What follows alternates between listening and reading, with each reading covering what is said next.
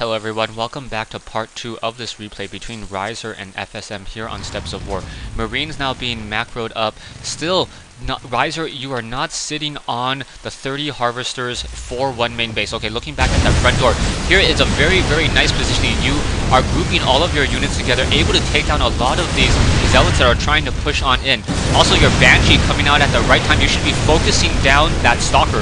If you can focus down the 2 Stalkers, and he no longer has any of those Stalkers to counter that Banshee, that Immortal will simply just get torn apart. So you should also be trying to move and attack with that Banshee as well. So nicely done. You now have a stronger army to do a nice little bit of a counter push on your own. You're also sitting on a large number of minerals once again. So I believe your production now starting to get caught up, producing more Banshees, more Marauders.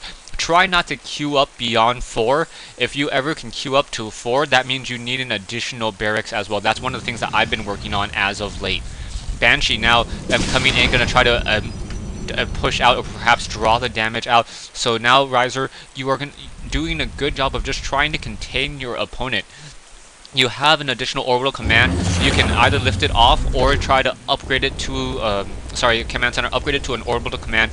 But you have not really saturated your mineral line here. You're sitting on what, 23 or 21 harvesters. Remember, there's 8 mineral patches, so that's 24 SCVs, 2 per refinery. Back over here, sorry, Banshees and Marines now coming in, dishing out damage. A single Immortal, Stalkers trying to come in as well, but those Stalkers will be able to finish off the rest of these units. No real focus firing, so that's why FSM was able to once again push on out. You have a couple Banshees and a couple Marines. Now back to the mineral lines. You really need 30 SCVs in order to fully saturate a mineral line. It's 24 for the minerals, and then 6 for each of these refineries. On top of that, since you are a Terran player, you need additional SCVs constantly building. One thing I also noticed, you have idle SCVs. Keep track of right here. What you're going to see here is your idle SCV worker count. So if you hit F1, you will be able to instantly pick up that idle SCV, and if you're and then continue it to work. This idle SCV is not doing anything for you, and it could either be harvesting minerals, building additional macros, something to that effect. Now, coming back over here, your army is, what, 1,300 minerals against a 1,500 mineral army. You really want to group up your units a little bit more closely together, especially since you haven't seen High Templars yet. Colossus, after they have been changed a little bit to have a higher DPS, or sorry, the same DPS but a little bit less damage per volley, and that's really going to enable you to group up your infantry and try to move on out. Also, you should consider getting the combat shield. There is a single observer there, and you really want to continue to look for that little bit of a flicker on that field. So if you look, you can see that flicker, or at least I can see the flicker because it's a little bit more clear, probably not that clear in terms of the replay video. But yeah, you really want to be able to see it there. Nice scanner sweep coming in, and now you're going to be able to use this Banshee and push down some of those units. He does get a Guardian Shield from that Sentry, so that Guardian Shield is going to help a lot. I really like what you do later, or what you're going to do. You notice that all of these buildings are essentially operated and powered by one pylon. So you're gonna take down this pylon and continue to push. Totally agree. That's a great move. Great play there. Now, your second command center over here, you're building SCVs, but you do not upgrade this to an orbital command while this orbital command is not training up SCVs. You should try to upgrade to an orbital command. Okay, back into this fight. You are not microwing these units. You want to once again have the Marauders focus down the Stalkers. Once you focus down the Stalkers, that last single Banshee will just be able to take down that Immortal so easily. That Immortal taking out so much damage, more Zealots being warped in, but still not really able to do anything. The Banshee is revealed, but he has no Stalkers. He warped in Zealots on accident, so that's a really grave mistake. This pylon gonna get taken down. He's going to try to start warping in some Stalkers. I believe, yeah, he warps in some Stalkers, but you take down that pylon, and that is a very lucky break for you. You essentially destroyed 1 pylon and 2 Stalkers like that. And that 2 Stalker army would have changed the game a lot. So FSM now now putting down an additional pylon to repower these buildings.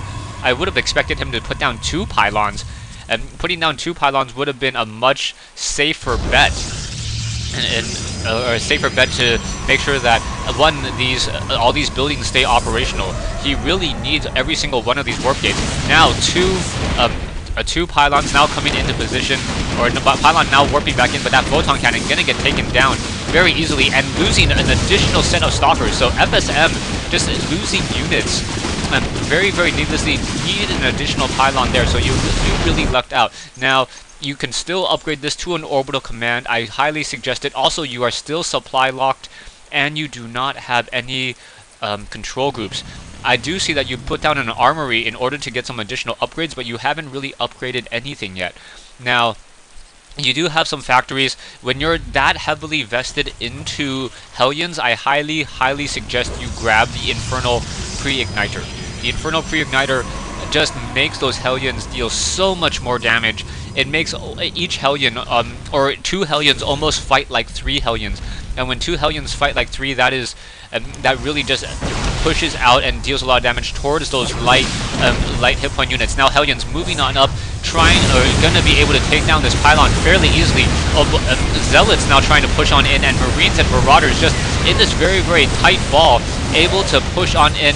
FSM gonna lose a lot of damage here, able to take down an additional pylon, so he only has 1 operational building. And now, as you finish off this last photon cannon and that last immortal, FSM's gonna say GG. So yeah, now I'll try to. I have a couple minutes left on this replay, so I'll try to recap everything for you. And remember, 30 SCVs per mineral patch, if you can. Obviously, the gold minerals do not need it. They only need 24. But really, you want on average somewhere around 60, at least 1 control group per mineral patch. If you can double click all of your SCVs and you do not see 1 full control group, and that is definitely not fully saturated. Continue producing SCVs. You want 30. So you want essentially 4 control rows. That way you can pull SCVs off the mineral line and continue to build buildings. Secondly, remember to hotkey your buildings. By hotkeying your buildings, you could have kept your production up and be able to just mass out more units.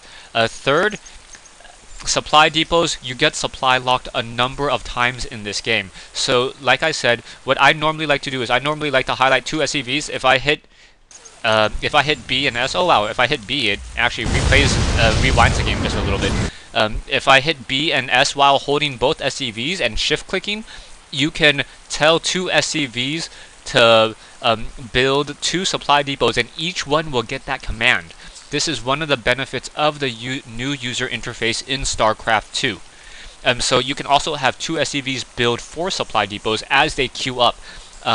If you really need a macro up, you can try to do 2 SCVs building 6 or 8, but at that stage in the game, that is just minerals that are not currently being used. You should probably try to pull more SCVs over and try to build your supply depots more quickly. Still, you do not have a tech lab on your factory. You invested very heavily in the Hellions, but you did not get the Infernal Pre-Igniter. The Infernal Pre-Igniter would have done wonders against those Zealots very early in the game. Back over here, you did not upgrade your natural command center, your natural expansion's command center to a planetary fortress or an orbital command.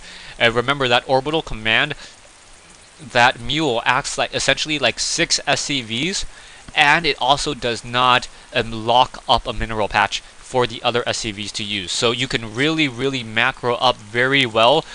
It essentially gives a Terran player an additional 2 blue or 3 mineral patches, 2 to 3 mineral patches per base. And that's how much it increases the mining by.